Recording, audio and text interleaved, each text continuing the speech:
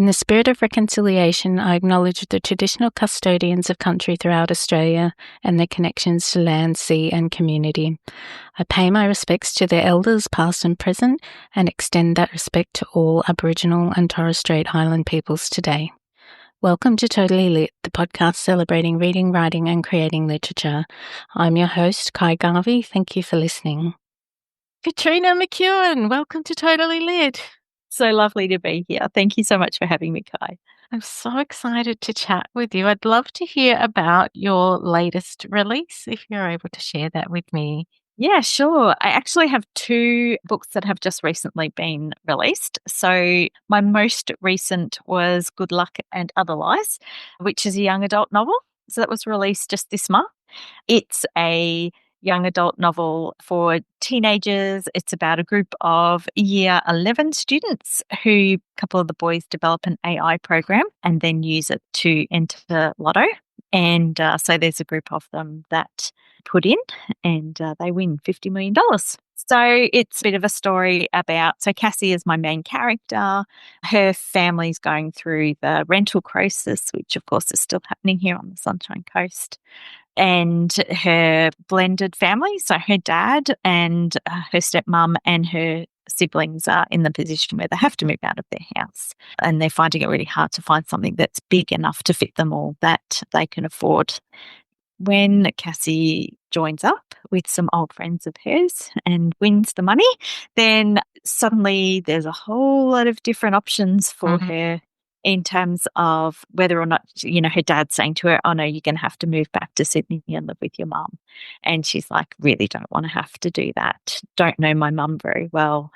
Haven't known her since she was, a little child. Yeah, so she wins this money. And so she rents a B&B with her older sister, and they have all sorts of fun together. But at the same time, then they're really nervous about, the group as a whole is really nervous about Megaball, the lotto company, that they might find out that they used the AI program and that they might therefore ask for the money back, saying that they cheated. Oh, there's so many relevant issues. Did you have to do much research into AI as part of writing the book? Yes. Yes, I did a lot of research into AI, and as a teacher, of course, it's really a hot topic at the moment in terms of the use of AI and how it's affecting education. And so I was learning about it and going to PDs and that sort of thing through work, as well as doing my own research about the way that it was going, what it was developing into, the sorts of things that may or may not be able to be created in the future, and where it was all heading. So it was very interesting. It was very eye-opening, a little bit scary sometimes. And did you find a different perspective as a writer about researching AI? Because I know some people are like, oh, AI is going to be amazing, and then others are like, oh, my career is over now that somebody else can just write, why am I needed? Did you come across some of that in your research? Yeah, I did. I mean, I suppose that it's developed. Like so I wrote Good Luck and Other Lies, where I started writing it about 2.5 years ago. So it was right back at the beginning. It was actually not long after ChatGPT first became a thing that I started writing Good Luck. And so there's been a real development in terms of, it's going to change the world, and, the world's not going to look anything like what it does now. And then it's kind of morphed into more, well, actually, the people who are going to be in trouble of losing their jobs are more people who aren't keeping up with AI and who aren't able to use AI really well. And so looking at this, our current school leavers for the next sort of 5 years, it's about trying to get them ready for a world which we don't actually know anything much about and what it's actually going to look like. So as a writer, trying to sort of incorporate some of that into my writing, but also not too much, because everything becomes dated so quickly. I want it still to be relevant in, 5 years' time for kids to be reading it and not be going, what? I think that's a real challenge, because things are moving so quickly. Yeah. It's going to be difficult not to be dated. But I also think the young people at the moment have a very different attitude to AI than like someone of my age has, where there is this kind of fear of what's to come, where I think teenagers are really chill with the whole thing in that they've been Yeah. using AI all along, really. And so they're like, yep, let's keep on going with it. Isn't that just teenagers in general, Yes. though? And I guess the housing market at the moment is a very real issue as well for people. Mm, mm, And like when mm. I was growing up, I did not think about my own housing in terms of I had complete faith in my parents that we were okay. Like we were not wealthy when I was growing up. We always rented, but I didn't ever have any fear of being homeless. Like if Mm. our house was sold or we had to move for any reason, there was always somewhere else to go to. Yeah, Where I think there's a real issue now that there may not be somewhere to go to, even if your parents have a job, there just isn't good an actual jobs. property to go to. People have good jobs and still Yeah. are not having anywhere to go. Mm. So that is an interesting theme to have in your book as well. Have you had any response from kids reading the book on their thoughts around it? Not a lot, but it is still just a fairly new release, Yeah. so haven't had a lot of feedback. But in my own experience, we were living in the Glasshouse Mountains here on the Sunshine Coast, and we were renting, and we were told by the landlord that they wouldn't be renewing our next lease because they had family members that they needed to move into the house. And we were very much thrown into that position. My eldest and her husband had recently not being able to continue living in their apartment. And so they'd moved in with us. And we found that we couldn't find a place that was big enough that was Mm, affordable for them to be able to move with us. And so they had to move to a different town and move back in with his parents until they could find somewhere to live. So it's very much based on my own experiences, my family and my experiences, from within the rental crisis. And we've actually we've only been living on the Sunshine Coast for 4.5 years, and in that time, we're now in our third house. mm, Yeah, yeah. So it's just crazy, like just having to keep moving. Landlords wanting the house or wanting to put the rent up to ridiculous amounts of money, and mm. so have to find a new place to live. Yeah, I feel there's going to be a burst or a bubble or something. Well, that's what you think the natural solution would be. Because I'm like, well, how far can rents go up? Like, because we're renting and my two sons live with us. And I'm like, we're both earning good wages, but we're mm, going to be outpriced from this house if it continues to go up in rent. yeah, Our dream of having our own home is almost impossible at the moment. We're paying as much as a mortgage for our yeah, rent. yeah, Um, yep. and my Hard son to is at save an on that. age where he can't wait to move out and not live with Yeah. you people. Uh, Oh. but he doesn't have that choice or freedom Mm, because it's not affordable. mm, So he's really revving to start his life as an adult, but yeah, is being curtailed because he couldn't go and rent something on his own mm, on his like starter wage, yeah, out of high school and out into the world. So it sort of feels like everybody's wings are clipped. We're not going to be yeah, able to pursue our dreams just yeah. because the cost of living is so high. Yeah, that's right. And the wages haven't really matched it. The wage increase hasn't matched it, certainly not in terms of house prices. Mm. Yeah. So that's Good Luck and Other Life. Yes. The other book that I've had recently come out is called Ways to Die Right. So it's actually a novella, and I'll show you, Kai, so you can see the difference. So if you can see how thin that book is Mm. compared to Good Luck and Other Lies. So it's about a third of the size of a standard novel. It's technically called a novella. And what we have done through my publisher is we've created a list of books that called Riser Shorts. Hmm. And the tag is minimal words, maximum impact. Love it.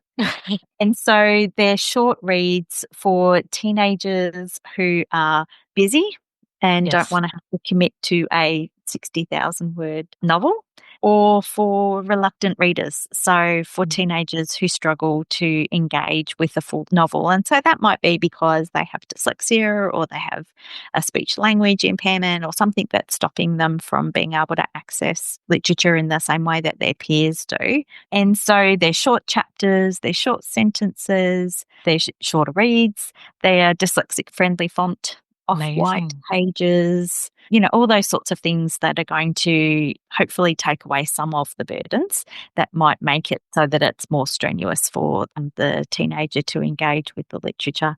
And then also about stuff that's happening to them today, about real world things for them at their age level. I love how much thought that has been put into creating a book like that it's not just about it's a short book, that you've also considered all of those other factors to make it an easy read. I've brought up 2 sons with autism and ADHD, and it was a real battle of wills getting them to read growing up, because I had the opposite experience growing up where I just picked up a book when I was 6 and I never stopped reading. And it was actually a real challenge for me to have to stop and think about how I could help them learn to love reading, because I didn't have any issue with it at all. And I was like, come on, the story's so exciting, let's read it. No. So we explored like comic books and graphic novels, and even like Where's Wally, which doesn't really have text at all, but we did spend that time together, though, like the intimacy of reading a book with your child at night. We just had to adjust what books we were reading and how we did that. And sometimes I would have to accept that there would be a bit of running around because they didn't just want to sit and read. They wanted to be moving. And so trying to explore all those different ways that you can read with your children when they're not, I guess, neurotypical readers. And I did notice on your website that you have a page there all about neurodiversity and inclusivity, which is something I'm very passionate about, and I'd love to hear your opinions on how to help readers see themselves in books. Yeah. So I've got, out of the 4 books that I have written now, I do like to include some form of neurodiversity, but also some sort of, perhaps it might be a learning barrier or a mental health issue or something like that. So in Ways to Die Right, which is my Rise a short read, my main character has obsessive compulsive disorder. And the reason why I felt quite compelled to write about that disorder is because it runs rampant in my family. Right, okay. So my husband, his grandmother in particular, was obsessive compulsive, and all 3 of my daughters have been diagnosed with OCD as well. And so that's varied at various times throughout their lives. And I have seen also in my work as an inclusive ed teacher just how much it can impact kids at school. Yes. There are children who sometimes aren't able to come to school because the compulsions are just so intense for them that walking through a doorway is too difficult because of the compulsions that they have to engage with before or during the process of walking through that door, or what they have to do at the bottom of a set of steps. And there's so many things that are attacking youth these days in terms of their self-esteem without having people looking at them strangely because they can't walk normally up a set of stairs, kind of thing. So in Good Luck and Other Lies, my novel that was released this month, one of the characters has dyslexia, and also the maths one, which isn't as well known, but it's a bit like dyslexia. It's called dyscalculia, and so it affects you in a similar sort of way as what dyslexia affects you in terms of reading, but it's maths based. And I wonder if that's what I had growing up. I was terrible at maths, but my dad is a maths teacher, and so I was in like year 2 and 3 go to a special class to help me get up to speed, and I had so much shame around needing assistance with that, especially because my dad was a maths and science teacher, and I was like, I can read, like I can pick up a book and read a novel at a very young age, but if you ask me to do anything to do with maths, do not understand it. But although I've never been diagnosed with anything, and like now as an adult, I don't have those same challenges anymore. But having that experience, though, when I was raising my own sons and saying, okay, we need a bit of extra support. You're not quite on track where you're meant to be. I really had an understanding of that embarrassment and shame of, okay, I need help with something, but everybody else can do it. All kids just want to be like everybody else. Yeah. So, I'm interested to Yeah. hear that as a condition. Yeah, yeah. So the way that I worked it, so he's one of the AI developers, is this young man, and he's got a real passion, a real interest in the law, and so he does a lot of the research for the kids around what they can and can't do and how they should protect themselves, and writes up contracts for them all to sign and those sorts of things. But on the other side of his life is his dad, who he doesn't, he heard that he had these conditions and just went, well, that's it. He wrote him off, kind of thing, and just how much that actually impacted him. That this young man, Luke, who clearly just really intelligent in all these other areas, but his dad's not recognizing that. Unfortunately, in my job, I don't see that very often. On the whole, when kids are diagnosed with those sorts of things, parents are really on board and they're, really keen to help their kids as much as they can. But just to highlight what can, how much it can affect the child if your attitude towards it isn't right as a parent. Yes. Yeah, yeah. So, between all of those things, and, even Cassie, my main character, she sort of has a bit of the guilt because she didn't try very hard in maths in year 9 and 10, and now she's realised that she has to go into essential maths in year 11. And if she had only known that, she would have put so much effort into her maths, the previous year and those sorts of things. So I really hope, I like to write teenagers who I see and engage with every day in the schools that I work in. And so I like to think that no matter what teenagers, like whether they're really smart or whether they have learning difficulties or, social difficulties, that they'll find themselves within some of the words on the pages of my books. I think it's so important for young people to see themselves in books, just to understand that they're not alone as well. Because especially when you're going through experiences, and if the people directly around you aren't familiar with those experiences, you feel like nobody understands you and that there's nowhere to go to for help. But if we're embedding those themes in books, it's really can open up a world for kids to see that there are other people experiencing that and they're not alone. Yeah. And not only that, but I feel like it normalizes a little bit as well. So, then if they hear about a student in their class who has to come out for some assistance with some exams because they need the questions read to them, there's more understanding around that. Like in the past, we've always hidden these things away in dark cupboards.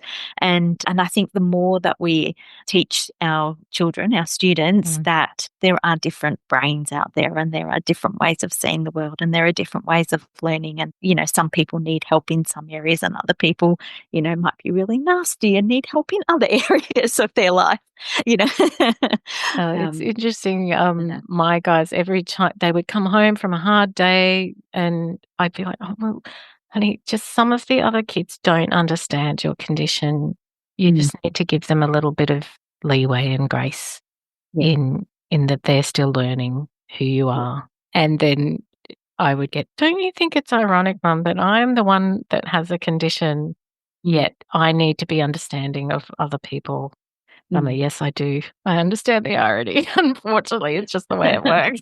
Yeah. I was talking with some other inclusive ed teachers just earlier this week and expressing that frustration that these kids need to mould around the world, where in actual fact what we should be doing and what we should be able to do is we should be able to say that everybody learns differently and everyone has different brains and this is how we need to interact with some people and this is why we need to.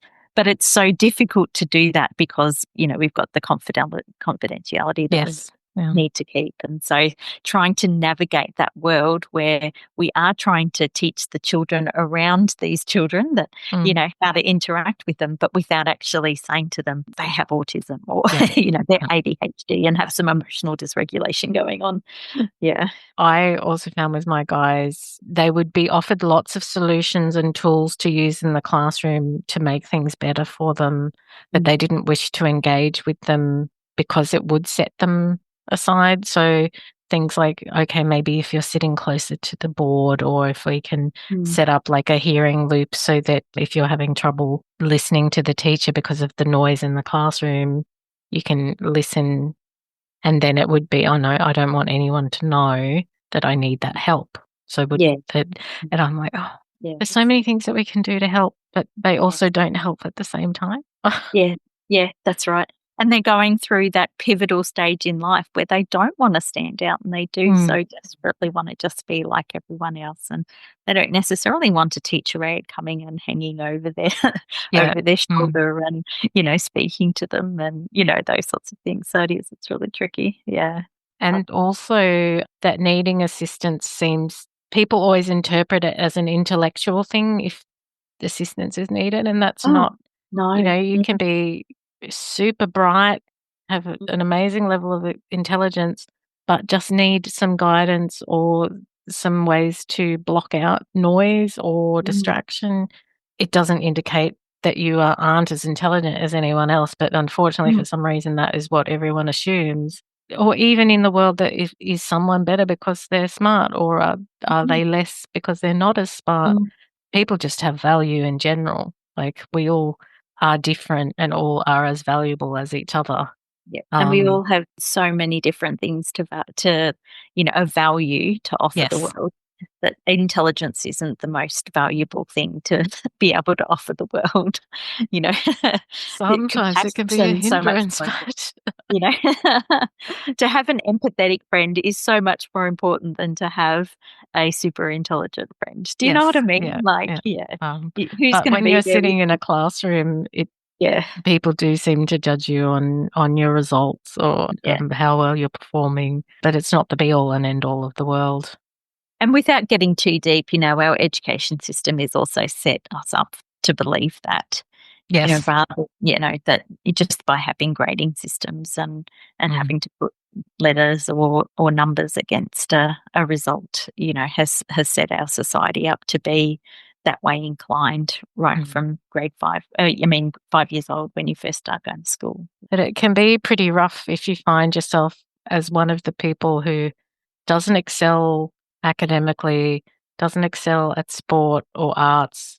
Like, if you are just a person existing, it feels like you don't belong at all in that system. Yeah, and so many, kids who feel like that and who are in that position are just waiting for school to be over so that they can get on with and their just lives. Being disengaged. Like, my younger son, year 11 and 12, he's like, I don't see the point, Mum. Why am I going there every day? I'm not learning anything new.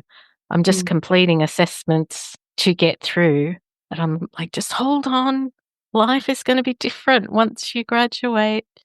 And both boys are flourishing quite well at the moment just because they're not cut out for that system. But it doesn't feel very satisfying as a parent to say, just hold on. The only way to get through this is to survive. When it's over, things will be better. Because in the moment, like, that last 2 years of high school is a long time when you're 16 or 17 years old. Yeah, especially when you know that you can legally leave school. Yes. If your parents would let you. Well, I think there's also an assumption that if you don't get your year 12 certificate, there's no future for you. It's like, well, how can you get a job? How will you be able to survive? Just hold on so we can get those things. And even those that choose to just get the year 12 certificate, or because in Queensland it's the ATAR, I think. Yeah, they do. Yeah, well, you can do an ATAR. But so if you're not planning to go to university, it almost feels like you're not as good as the kids that are going to be able to go to university. Yeah. There's still that separation between the two. Yeah. Even though, my youngest is in year 10, and so we went to sort of the prep for set plan meetings, which is for people who might be listening who don't have a child who's that old yet or who are way past that. A set plan is where, like, it's a government mandated thing where year 10 students sit down and sort of look at what pathway they might want to go and what they're sort of heading towards after school, and then make sure that the subjects that they're doing is heading them in the right direction. And, the careers lady, she was like, there's so many different ways to get to university now. Like the Mm. ATAR is just one small part of that. There's, so many different options these days. And actually my middle daughter, she's ADHD. She had to leave school at the end of year 11 and has just gone back now. So she would have finished year 12 at the end of not last year, the year before. So she's had a little bit of a gap. She's had a couple of years off and she's gone back to TAFE now. And she's doing it's a bridging course to get into university.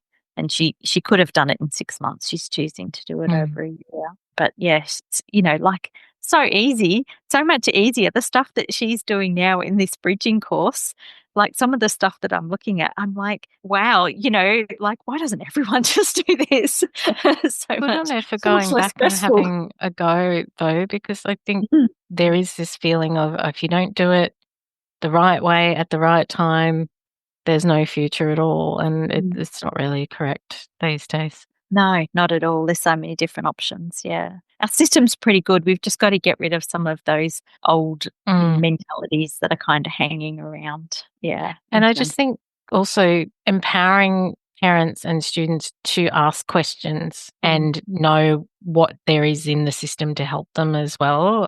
Like we accessed the Autism Hub through Education Queensland. Yeah. Yeah. When we were trying to figure out how to get through, we were like, oh, this isn't working. And to know that there are supports was fantastic, and just knowing who to reach out to and hearing solutions. And for both my guys, we had discovered a place called Jigsaw, which operates at Mount Gravatt TAFE here in Brisbane, but there are other offices in other states as well. So there's other places that people can go if they're listening. And that was like a supported office environment where they would do like traineeships and learn all the things that you do in an office. So running team meetings, taking minutes, but their main purpose of business is digitalization. So training all of the kids with special needs how to do that, and then they can go out into organizations and companies and have meaningful work. And for me, both my guys have gone through that program, and it really empowered them in a way that traditional schooling wasn't helping them in that way. So, but we discovered that sort of through the Autism Hub, and a friend of ours had mentioned that their relative had gone to it too. And it was like, if you just find the place that works for you. Yeah. Yeah, exactly. Yeah. And the supports that work for you. Yeah, that's exactly right. Yeah. So did you want to share a bit with me how you started your writing career? How did you Sure. have you always been a writer, or is it something that's come to you through your Look, experiences? I've always had a heart for writing. Mm. I was probably discouraged a little bit when I was at high school. I loved writing stories, and I remember when I got to about year 11, we were doing a subject called media. This was in Victoria way back in, probably about 1992 or something. Yeah, back in. I went to high school in Victoria as well, so probably a similar class we may Okay. have been. And so one of the things that we had to do, were write articles and that kind of thing. And I remember getting some feedback on one of mine, and it more or less said, you should read your friend's work. You should read Rachel's work. And I just kind of it just kind of demoralized me a little bit. I just kind of felt that of, well, this is something that I really love, but I'm not as good at it. And I'm a terrible, terrible speller. I thank my mum for that. Terrible speller, and a lot of my reports, when I was a kid, used to say doesn't talks too much and can't spell. So I sort of felt like I had these things that were going to stop me from being able to write. And I went on to be an English teacher. English and history politics were my initial. That's what I did my studies in, and so I became a teacher. And then when my children were all sort of grown, well, my youngest was 2. We went to Western Australia. We went and lived in Western Australia for a year, and my husband, who's also a teacher, taught in an Indigenous school in Halls Creek in Western Australia. And if you've ever been to Halls Creek, you will know that there is absolutely nothing in Halls Creek. So it's, 40 degrees. There was one park in the town, and it was a silver metal slide. So you can imagine how well that went down in 40 degree heat. And it was in a not so great sort of part of town, so I wasn't too keen on going there anyway. The pool was closed during the day because if the pool opened, the kids wouldn't go to school, they'd all go to the pool. And so there was really very little to do in the town. And I had my 2-year-old at home with me while the other two were at school. And so I started to write again. So I wrote a novel and gave it out to some friends and they were like, oh, this is great. It's really good. So I got some good affirmation. So I decided that I'd send it to an editor, like someone who would give me an appraisal on my writing. And so I did that and she tore it apart. Oh. Which is good. That's great. Even that it was good. It was really good feedback. Like she did say some really positive things, but it was 120,000 words, and she said basically you've got 2 novels in one, and anyway. So I ended up continuing working on it, and I submitted it into a competition, and it got shortlisted. Oh, well And so done. yeah, so that gave me some confidence, but I was so over that novel by then. I think part of the feedback that I got was needs 100 hours plus of editing. And I went, I'm just not prepared to. So I put that novel aside and I did some writing courses and I started to really get into and read a lot of young adult novels and I just loved them. And I remember reading Fault in Our Stars by John Green and going, I just love this story. I don't know. Have you read the story? Have you read? I haven't read it. I have seen the Okay. movie. Yeah, well, there's this one scene, and they do it in the movie, but it's in the book. It's just so incredibly emotional. They give Gus, like, they do his funeral, like, so while he's still alive, and I just was just bawling. I was literally blubbering my way through this book. Like, it just was just so emotional and so wonderful. And but it didn't really align with, because there's some sexual activity and that sort of thing in the book. I was like, I'd love my girls to read this, but I just don't want to introduce them to that side of teenage life. And so I decided that I was going to write a young adult book myself that was very character based. And yeah, so I wrote my first novel, The Boy in the Hoodie. And after I wrote that, I entered it into another competition and I won that competition and I came runners up for the author award in that competition as well. So Well done. that really gave me the confidence to then go, okay, I'm going to submit this to a publisher. They picked it up and I got my first contract. So that kind of set the wheels in motion then to I wrote my second book, Memphis Grace, not long after, right on the heels of. And then my middle daughter, who I spoke about a bit earlier, she got really unwell. She became quite sick and I needed to just take a step back for a good sort of 18 months to 2 years of my writing. But I remember sitting with her one afternoon and talking about the premise for Good Luck and Other Lies. I said to her, I've got this idea where there's a group of teens and they enter lotto and they win. It's like, Mum, that's an awesome idea. You've got to write that book. And so that's what I did. So I went away and wrote it. I think it's great that she can be your cheerleader. Yeah. Because I think, it's great to share your ideas with your loved ones and get them to just do it. Because I've been married to my husband 5 years and he has been like such a champion of me writing. But previously to that, I was just dreaming of, one day I'd like to be a writer. Yeah. Will I ever do that? And then having that person just give you that push and go, you can do it, has made a difference to my career. Totally. You need to have a couple of cheerleaders in the background because writing is such an isolated. I mean, it's not isolated. You have to write in community. You can't write solo, but it's also a very isolated activity. So you need people who are going to encourage you along the way. Otherwise, no one would do it. And I think the problem, like with many other jobs, you get hired and you do them. Whereas with writing, there's a real element of, can I really do this? Yeah. And so you need those people to push you and encourage you. And then even when you're established, having that person to bounce an idea off. And especially if it's a young person that can help you with your, like, they're your audience really as well. So getting that feedback that, oh, that's a great idea, I would like to read that, is really helpful as well. Yeah. So one question I'd love to ask you is for other authors.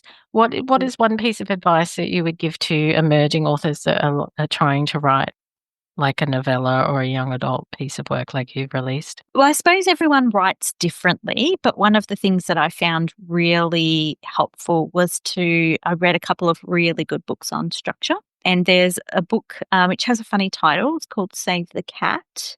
Save the Cat, yes. Save the Cat. There's a few of them in the series now, but there is one that is specifically on writing for young adults. And it's so good. Yeah, like she goes through a lot of young adult novels and talks about the structure, of Hunger Games and, some of those really popular novels just to give you a real insight into the importance of character and character development and the importance of the movement of the stories and how it all sort of needs to flow to keep the pace going and those sorts of things. So Save the Cat writes a novel, a young adult novel in particular is a really interesting read. Even if you're going to be a pantser and not use structure, it's a really good insight into young adult novels. The other thing that I'd probably say is to enter competitions. So whether that's short story competitions or whether it's, submitting longer pieces of work, there's a lot. Some of them are free. You don't have to pay money, but there are some competitions where you have to pay an entry fee. Yes. But it's because you're going to get some sort of feedback on your writing. And so I did that for a few different ones for The Boy in the Hoodie. So I mentioned the one that I won, but there was another one, a US one called Ink and Insights that you just sent the first, I think, 3 chapters to. And, just getting that feedback from them. And I think I was honorably mentioned or something in that, like those sorts of things just really validate your writing, particularly if you're not going to go down the traditional publishing route. If you're going to go for the self-publishing or, a vanity publishing house or something like that, I think that it's really worth your while to get some feedback from other professionals in the industry, and that's one way to do that. The other thing is to get other writers to read your work, like to get other people who are experienced in the industry as either novelists or editors or someone who'll do an appraisal on your work. Just, we're always learning, every time I write another novel, I think, oh, I learned so much through writing that novel. And so there's always learning to be done, but it's particularly through getting feedback from other professionals in the industry. Yeah. I agree with that. But also doing a little bit of research about the people you're asking for feedback from as well. And especially if you're going to pay a fee for someone to do an edit or just to give you a bit of feedback, ensuring that they're, I guess, in good standing within the writing community as well. You want advice that's going to help you move your novel forward. And so just reaching out to people who have got a good track record in the publishing industry and are just good writers and good editors, and so that they can give you advice that will help you get to the point that you're wanting to get to as well. Because I think sometimes you can spend a lot of money paying people to look at your work, but not getting where you want it to be.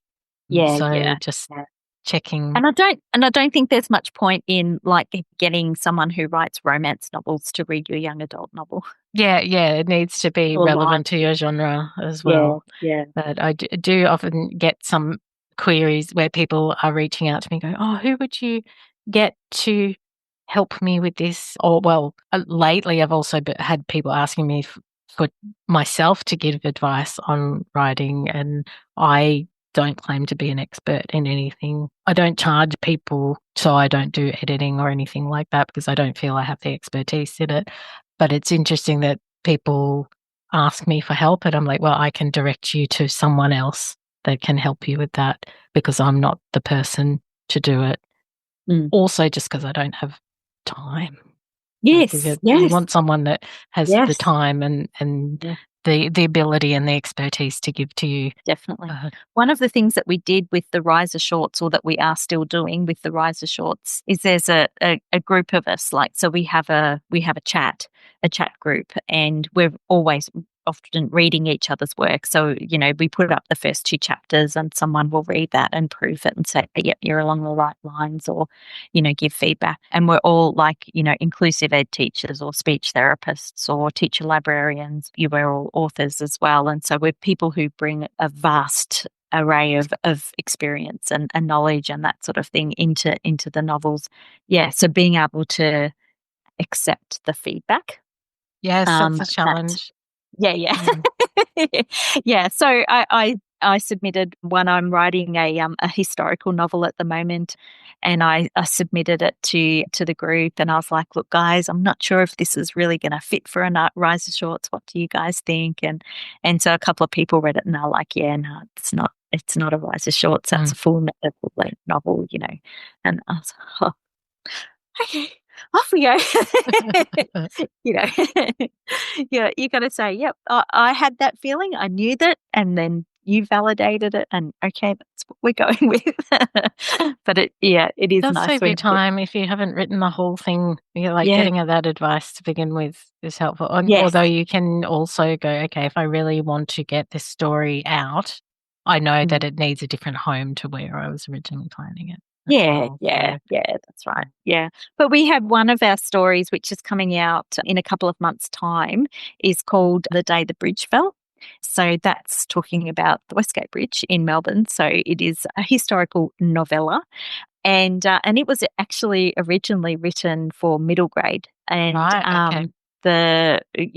someone read it and they kind of went, actually, we think that this is actually more a teen novel. And so it got moved up into the Riser Shorts, and it's just fabulous. It's just such a good book. It's so interesting. I don't know how much of it I love because I'm from Melbourne, I'm from Victoria. Yes. Yep. But I was just like, this is just so fantastic, like such a good book. But as a middle grade, I don't think that the middle grade kids would have got it, Yeah. The teenagers, they're going to get it, and they're going to feel that connection to the. Are you able to share who the author is? Coral Vass, VASS. Oh, Coral. Amazing. Yeah. Yeah. It's very exciting. Now, for people who would like to purchase your books, where can they go to your website? So they can be directed from my website. So I don't actually sell through my website, but there's certainly links there to Wombat Riser, which is my publisher. You can buy through them. Or, of course, you can buy in bookstores. You can buy Amazon. You can buy online at the, the online kind of bookstores as well. So, so if you want a physical copy, we're in the process of getting it into some more bookstores, but certainly anywhere that if you want a copy and you want to get it through your local bookstore, then just go in and ask for it. So we can order it in our local bookstore. And also, I know sales are important, but library borrowers as well. Definitely. Love library borrowers.